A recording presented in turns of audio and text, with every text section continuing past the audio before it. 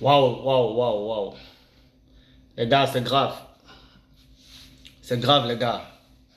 Waouh.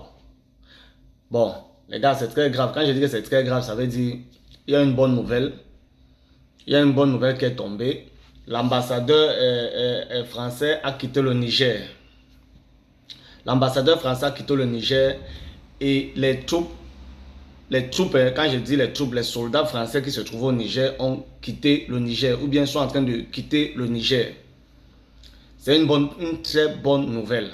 Ça prouve que euh, tout ce qui s'est passé à l'ONU, comme j'étais en train de vous dire dans la précédente vidéo, a porté ses fruits.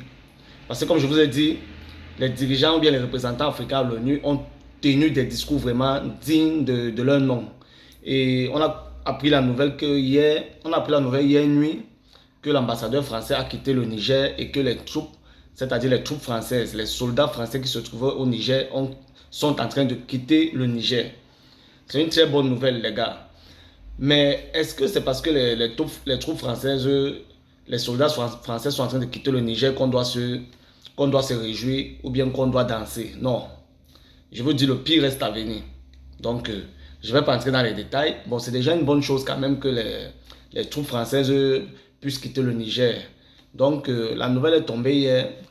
Bravo Nigériens, bravo, ils ont résisté, ils ont cru, ils n'ont pas baissé les bras. Bravo Nigériens. Mais ce n'est pas terminé, le combat n'est pas fini. Parce que vous savez qu'ils avaient demandé, quand je dis bravo Nigériens, c'est parce qu'ils avaient demandé à l'ambassadeur français de quitter leur territoire, de retourner chez lui. Les Français ont dit non, leur ambassadeur ne va pas quitter le Niger, il va rester là-bas, machin truc.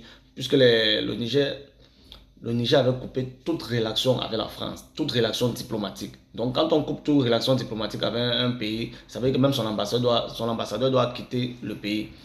Donc les Français avaient refusé que leur ambassadeur quitte le pays. Leur ambassadeur était resté. Mais la nouvelle est tombée hier avec tout le travail que les dirigeants et les représentants africains ont fait au niveau de l'ONU.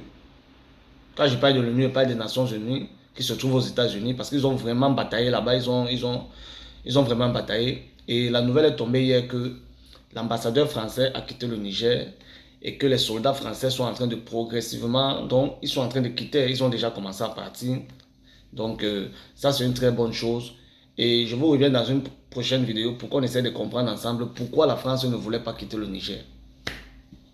Pourquoi la France a tant tenu à rester au Niger.